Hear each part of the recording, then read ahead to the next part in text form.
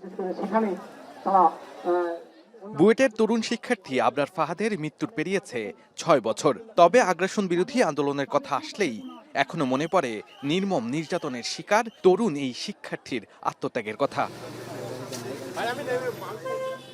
মঙ্গলবার আবরার ফাহাদকে ফের স্মরণ করা হয় এনসিপির জুলাই পদযাত্রার ৮ম দিনের সূচনা লগ্নে। এদিন সকালে কুষ্টিয়ার কুমারখালীতে তার কবর জিয়ারত করেন এনসিপির নেতাকর্মীরা। পরে এনসিপির আহ্বায়ক নাহিদ ইসলাম বলেন, ২৪-এর গণ অভ্যুত্থানের আদি উৎস আবরার ফাহাদ। সেই উৎস থেকে প্রেরণা নিয়ে বাংলাদেশপন্থী রাজনীতি করতে চায় এনসিপি। আবরার ফাহাদের যেই পথ আমাদের দেখিয়ে গিয়েছে, বাংলাদেশপন্থী পথ, ভারতীয় আধিপত্যবাদ বিরোধী পথ, আগ্রাসন বিরোধী পথ, সেই পথেই আমরা জাতীয় নাগরিক পার্টি রাজনীতি করছে। সেই পথ ধরেই জুলাই গণ অভ্যুত্থান সংগঠিত হয়েছিল। ফলে আবরার ফাহাদ থেকে আবু সাইদ, সেই সকল শহীদদেরকে আমরা স্মরণ করি।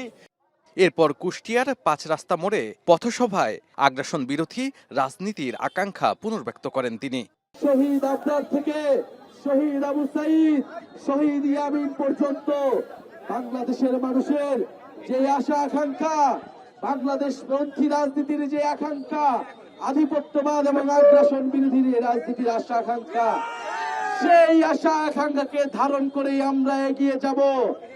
বিকেলে এনসিপির জুলাই পদযাত্রা পৌঁছায় মেহেরপুরে। সেখানে পথসভায় দলের দক্ষিণ অঞ্চলের মুখ্য সংগঠক হাসনাত আব্দুল্লাহ কয়েকটি রাজনৈতিক দলের বিরুদ্ধে নির্বাচন পেছাতে ষড়যন্ত্রের অভিযোগ আনেন।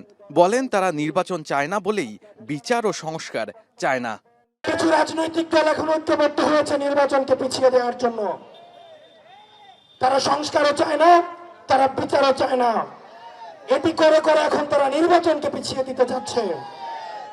তারা যদি নির্বাচন চায় তাহলে সংস্কার এবং বিচার অতি দ্রুত শেষ করতে চাইতো। এনসিপির রাজনীতি দিল্লিপন্থী নয়, বরং বাংলাদেশপন্থী, এমন মন্তব্য করেন তিনি। শাহাদাত অফরো, এখন মেহেরপুর। শাইনি চুলে এখন হবে সব হেয়ার স্টাইল। সিল্কোর দ্বিগুণ শাইনি চুল প্রতিদিন।